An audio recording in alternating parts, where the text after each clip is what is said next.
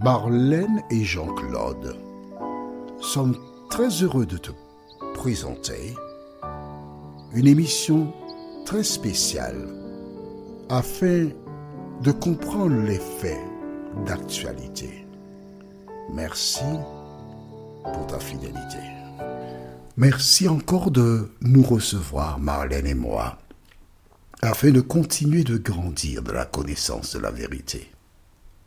Merci de t'appuyer sur le rocher des siècles qui est l'Éternel des armées, qui te conduira toujours dans toute la vérité.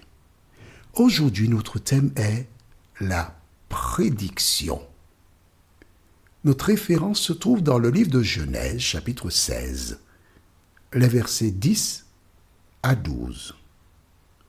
Genèse 16, versets 10 à 12. Tu as trouvé? Avant d'aborder ce thème, recherchons la présence du Saint-Esprit. Notre Seigneur et notre Dieu, merci pour la parole.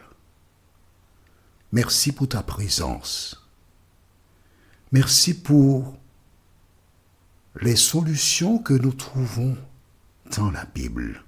Cet esprit, de nous aider non pas seulement à lire, mais à mettre en pratique ce que nous lisons, nous t'en prions. Au nom de Jésus et pour ta gloire éternelle. Amen. Rappelle-toi, Agar s'est enfuie. Elle s'est retrouvée dans un désert et les minutes passaient. Probablement, il a réfléchi. Est-ce que je n'aurais pas dû en parler au maître avant de partir?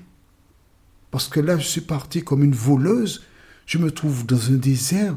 On peut venir me kidnapper, on peut me tuer.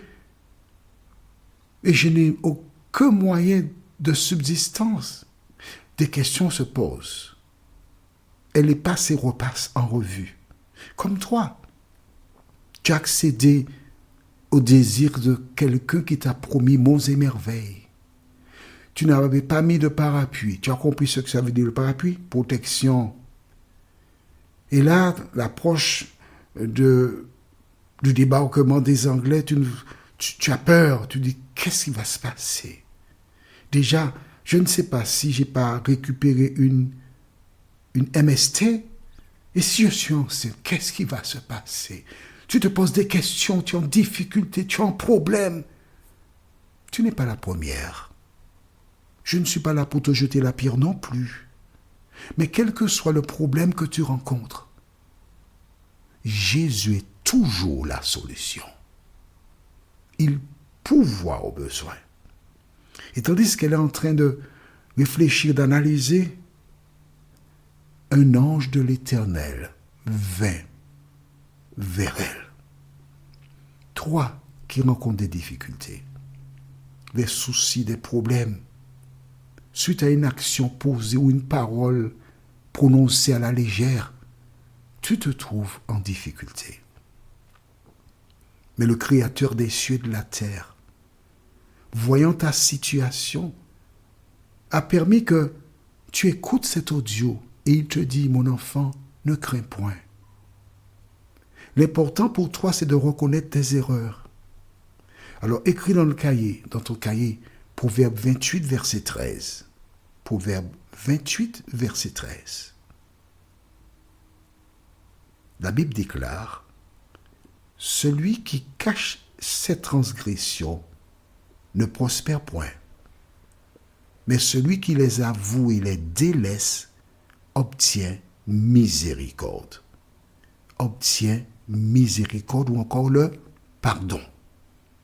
Alors, Dieu qui est juste, qui sait que Sarai a mal agi, et maintenant qu'Agar supporte les conséquences, il vient au secours d'Agar.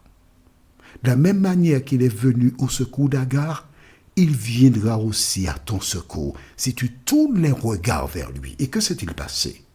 Nous lisons dans le livre de Genèse, chapitre 16, les versets 10 à 12.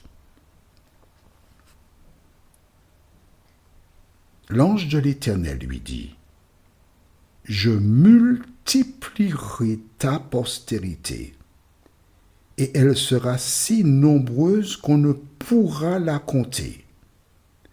L'ange de l'Éternel lui dit, voici tu es enceinte, et tu enfanteras un fils, à qui tu donneras le nom d'Ismaël, car l'Éternel t'a entendu dans ton affliction. On s'arrête ici, d'accord? On va continuer le reste dans un moment, verset 12, ok? Donc, elle était dans une affliction.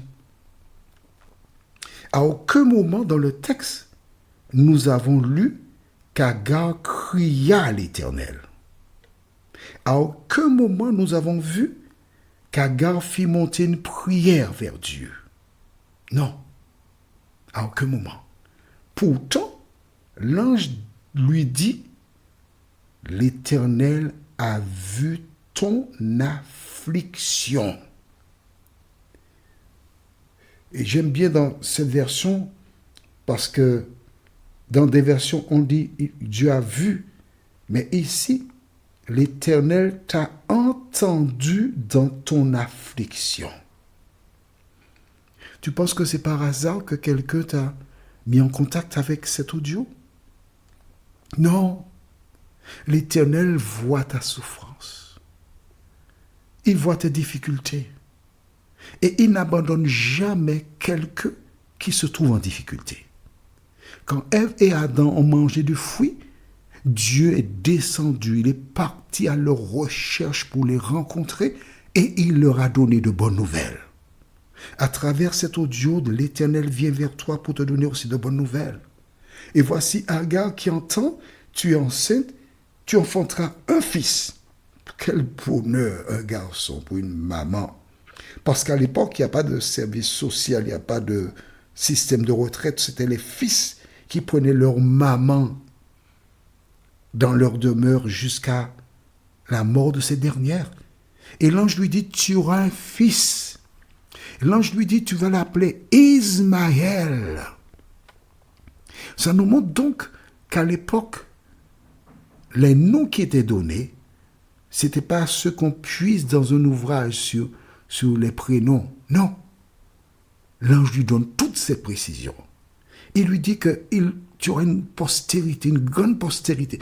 En fait, ce que Dieu avait prévu pour Abraham, tu vas en bénéficier aussi parce que c'est l'enfant d'Abraham qui est en toi. Voici donc Agar qui a entendu l'ange lui dire, va t'humilier. Mais l'ange lui donne des garanties et explique pourquoi tu as intérêt à t'humilier afin que cela se réalise.